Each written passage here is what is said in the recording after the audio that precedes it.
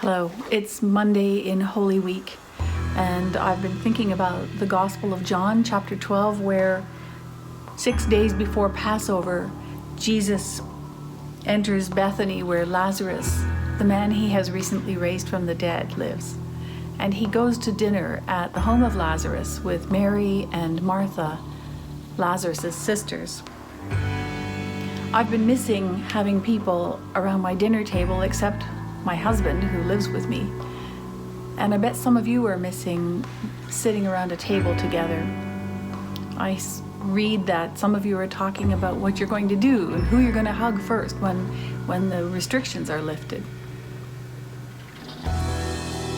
I've been thinking about who I'd like to have at my table. Certainly immediate family, of course. And Jesus hung around with Mary and Martha and Lazarus, and so they knew him quite intimately. This was an intimate dinner that they gathered at, and they were probably still processing all that had happened before, as we will take time to process this isolation time. Mary did something extraordinary. I wonder what you would do and what you plan to do for the first meal you have with your loved ones after this extraordinary time.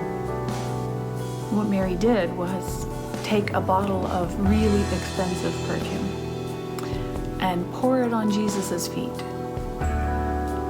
That must have been something that was a Middle Eastern language of something to do to really honor and worship someone. Because it feels very strange to me. Later on in the week, we will see that Jesus takes a bowl and some water and a towel and washes his disciples' feet, and they find that really very, very hard to take. Very moving, very humbling. Peter refuses to have his feet washed. But Jesus doesn't refuse Mary's gesture of worship and adoration as she pours the oil onto his feet and wipes his feet with her hair.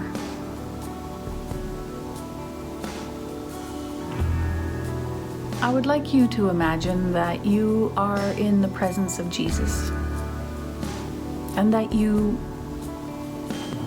are in front of him and the two of you are alone. And I wonder how you would like to worship him. What gestures would you use? Would you drop to your knees and kiss his feet?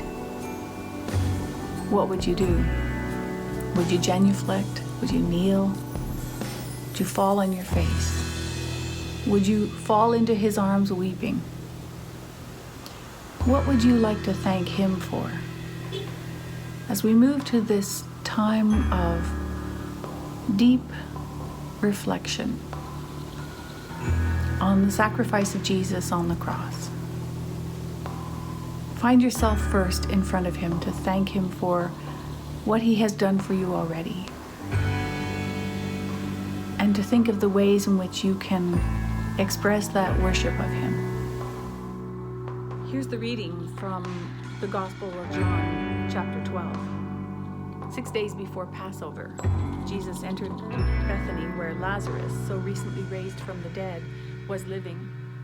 Lazarus and his sisters invited Jesus to dinner at their home. Martha served. Lazarus was one of those sitting at the table with them. Mary came in with a jar of very expensive aromatic oils, anointed and massaged Jesus' feet, and then wiped them with her hair. The fragrance of the oils filled the house. Judas Iscariot, one of his disciples, even then getting ready to betray him, said, "Why wasn't this oil sold and the money given to the poor? It would have easily brought 300 silver pieces." He said this not because he cared 2 cents about the poor, but because he was a thief. He was in charge of their common funds, but also embezzled them. Jesus said, "Let her alone. She's anticipating and honoring the day of my burial. You always have the poor with you. You don't always have me." Word got out among the Jews that he was back in town.